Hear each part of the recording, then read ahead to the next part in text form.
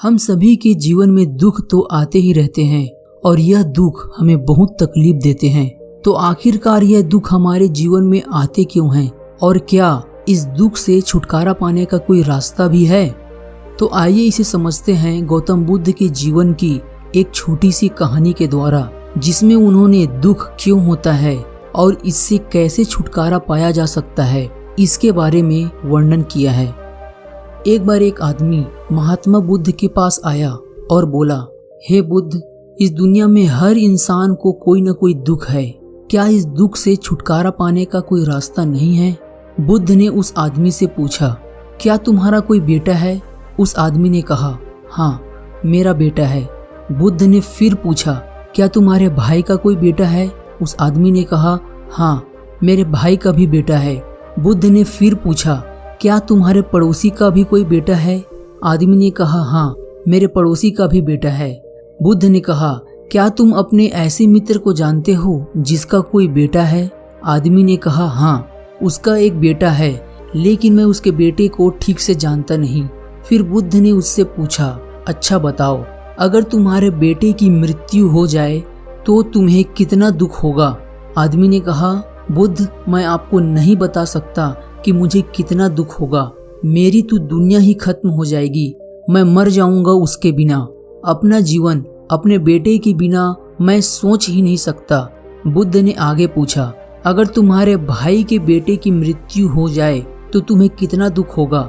आदमी ने कहा, मुझे बहुत दुख होगा, लेकिन उतना नहीं जितना मेरे खुद के बेटे के मरने पर होगा। बुद्ध ने आगे फिर पूछा, अगर तुम्हारे पड़ोसी के बेटे की मृत्यु हो जाए तब तुम्हें कितना दुख होगा? आदमी ने कहा, बुद्ध, मुझे तब भी दुख होगा, लेकिन मेरे भाई के बेटे की मृत्यु से कम होगा।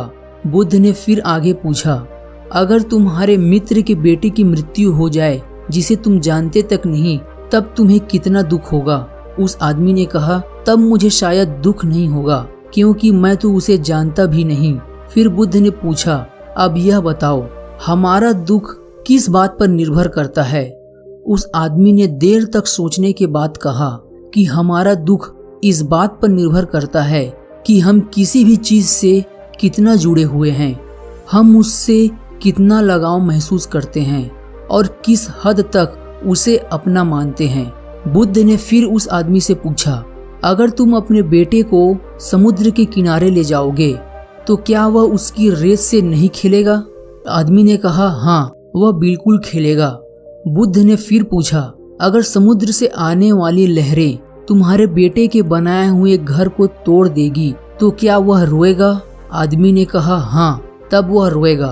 बुद्ध ने पूछा, क्या तुम भी उसके साथ रोओगे? आदमी ने कहा, नहीं, मैं नहीं रोऊंगा। बुद्ध ने पूछा, क्यों? आदमी कहता है, क्योंकि वह बच्चा है, उसे लगता है कि रेत का वह घर बहुत खूबसूरत है और हमेशा बना रहेगा।